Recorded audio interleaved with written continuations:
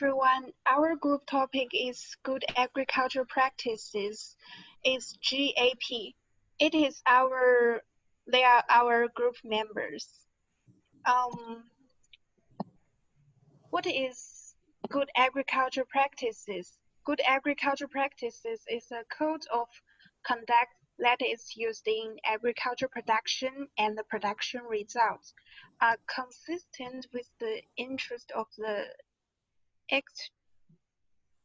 executor. In short, it is the code of conduct for agricultural production and product processing. GAP is an integrated set of recommended crop, soil, water, and weed management practices, and our group focused on the water GAP. We have listed 5 examples of water GAP. This is our 5 examples of water GAP. I want to talk about provide good water point for livestock.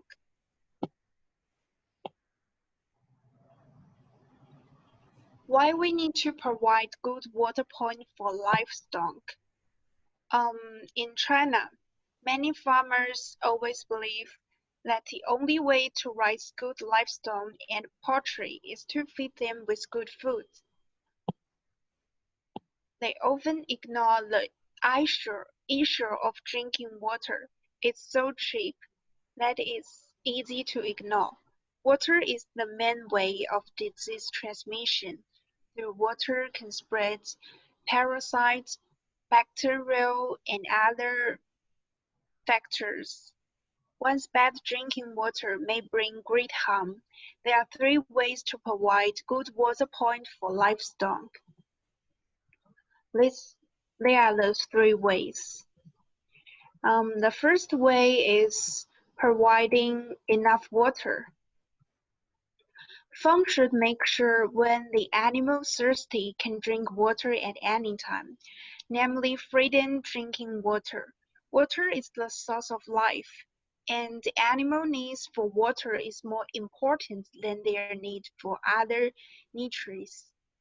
Under normal circumstances, the amount of drinking water for animals is 2 to 3 times the amount of food intake. It is more common for raisers to give drinking water to livestock and poultry when feeding, which is not enough. When drinking water is insufficient, animals' food intake decreases. The digestion and absorption of feed is poor, blood is sticky, body temperature rises, and growth and development are affected. Lack of drinking water in animals can lead to thirst, loss of appetite, continued loss of water up to 8 to 10% of body weight, and metabolic disorder. The second way to provide good water point for livestock is keeping the water containers stay clean. Under the premise of clean and safe water source, we should ensure the cleaning of drinking water appliances, regularly flush water tank, water line, and the other drinking water system, and regularly do a good job in the disinfection of drinking water. A lot of farms use systems to input water. Also want to pay attention to clean the dirt of system regularly. That affects water quality. It is recommended to clean and disinfect the water tank and water tank with some medicine regularly. The third way to provide good water point for livestock is providing good and safe drinking water. As far as possible to use groundwater as well water. Well water is both practical and economic. Winter water temperature is not too low. From oneself drill well to take water. Had better pass examination, Brett asked him. After meeting drinking water standards, reoccupy. Although tap water is human drinking water, but for sterilization and put into the speeding power, drinking is harmful to health and growth of animals. To use tap water, place it in the bucket for half an hour before giving it to the animal to drink. This is very important. This allows the bleach of rice's chlorine items. It is also not suitable for livestock and poultry to drink stagnant water. Structured water or recycled water, ice water, river water, swell, wastewater, electricity. I want to take a note of each of you. The drinking water refers to the water that can be directly supplied to the human body for drinking without treatment. Water is the main component of body fluids, and it is an important substance in cells, tissue fluid, and plasma as a medium for all chemical reactions in the body. Water is the platform for the transportation of neutrons and substances. Okay, that is my part. That's all my part. Okay.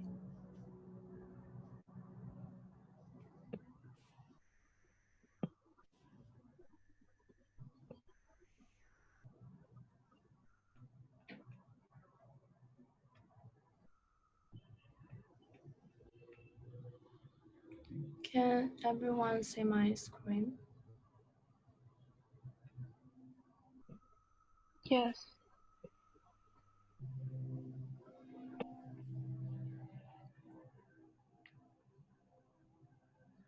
Um, my part is talk about reuse of water resources to prevent soil salinization.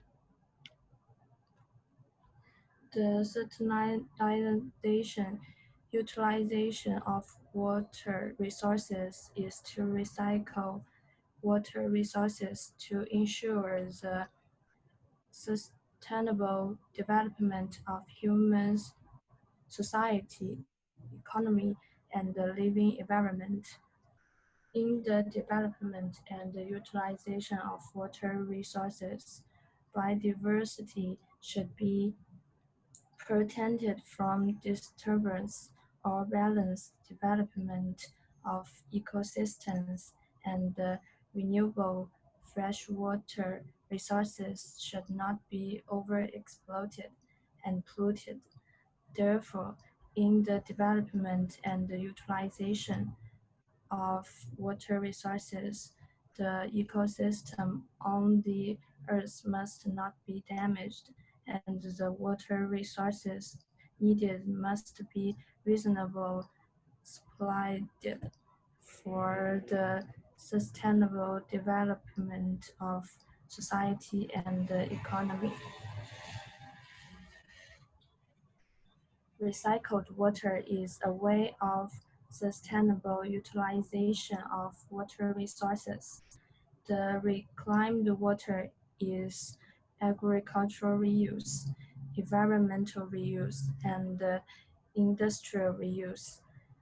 Agricultural reuse is the use of recycled water for irrigation, which has many benefits: lower cost compared to other sources, not subject to seasonal climatic conditions.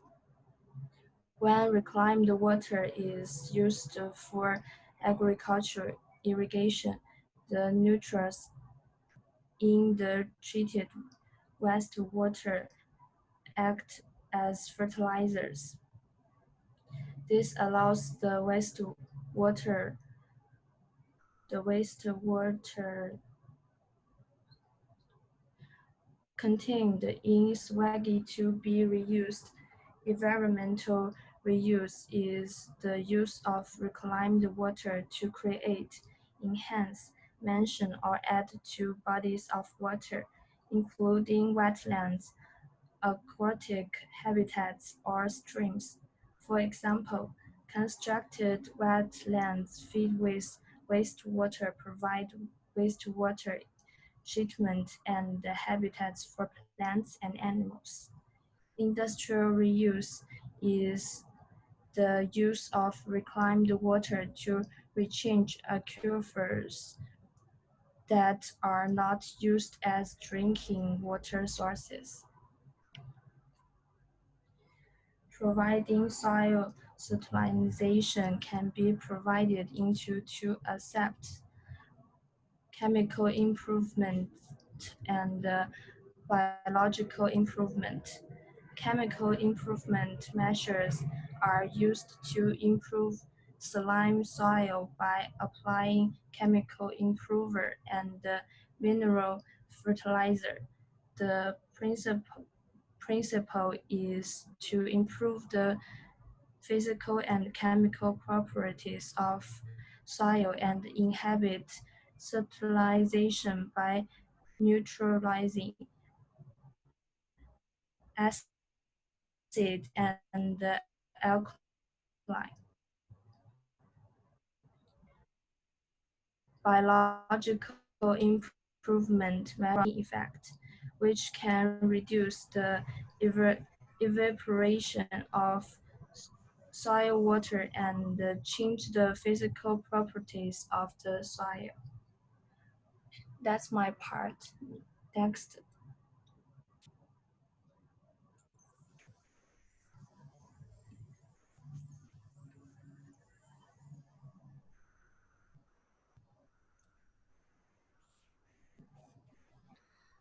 The part I'm going to talk about plants prevent soil erosion.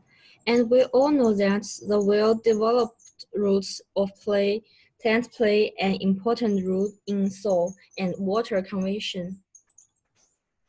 The first thing I want to say is different plants have different effects on soil erosion protection.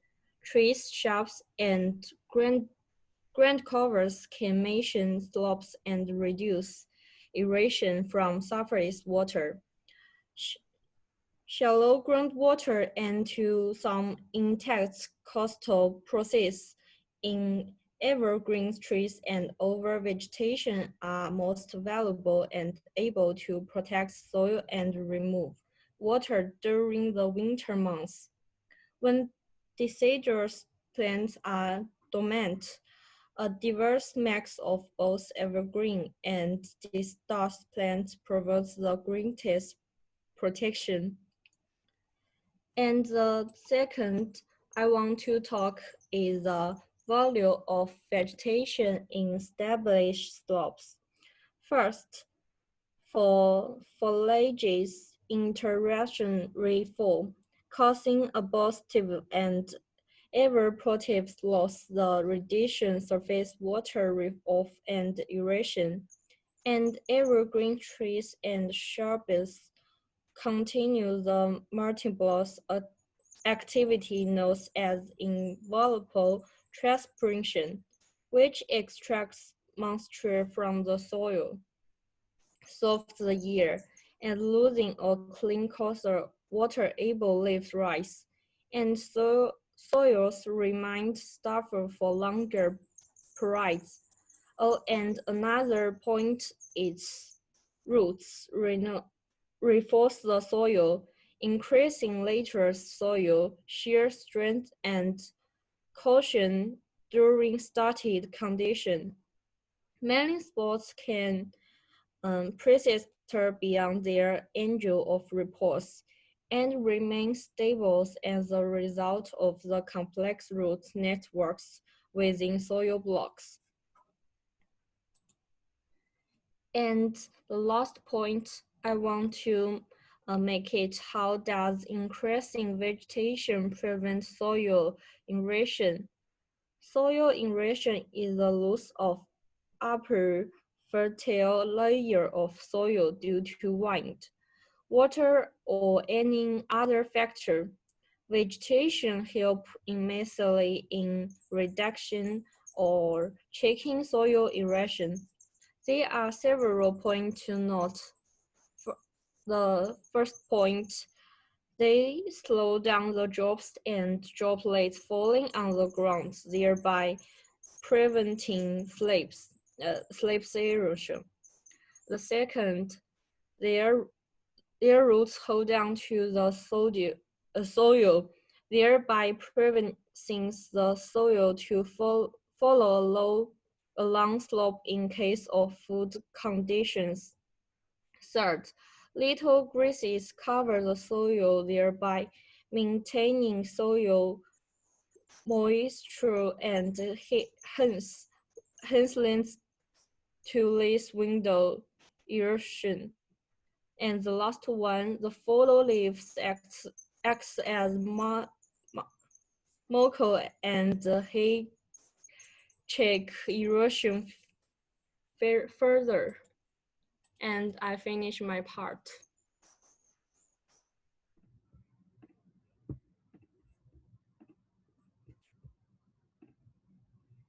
Hello, Doctor. Hello, all my classmates. So today I want to introduce my part, Restore or Maintain Wetlands, about good agriculture practice in World GAP. So in first slides, I want to talk about the definition of wetlands. Wetlands is mean between land and water. The water level is close to or on the ground surface, or there is shallow water accumulation.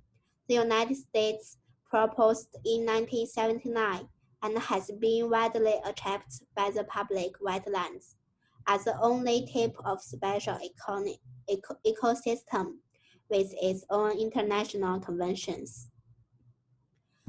So with increasing development of agriculture makes it easy to increase the demand for land. With the development of society and economy and the increase of population, wetlands has been destroyed globally. First way to restore wetlands is strengthen management, water-saving agriculture, and increasing vegetation. Improving vegetation coverage has an important role in maintaining wetlands water and soil. Second way to maintain wetlands. Wetlands can be better used and diverse field operation can be gradually developed with aquatic production as the mainstay and comprehensive development of agriculture, forest, animal husbandry, and by fishing. This is a table of proportion of diverse field agriculture. Diverse field agriculture based on aquaculture should be used. Third way is about use of model technologies, remote sensing, global geographic information system, GPS monitor, and management of wetlands. The use of these three advanced technologies to monitor the soil, water quality, area, and species change of wetlands has played important role in maintaining wetlands. So in the discussion about the restoration and maintenance of wetlands, we should understand that the rise and fall of human beings are closely related to nature. So humans must learn to live harmony with nature while developing. I think this also to deep meaning of good agriculture practice. Thank you guys. This is all my parts. Let's move to the next part.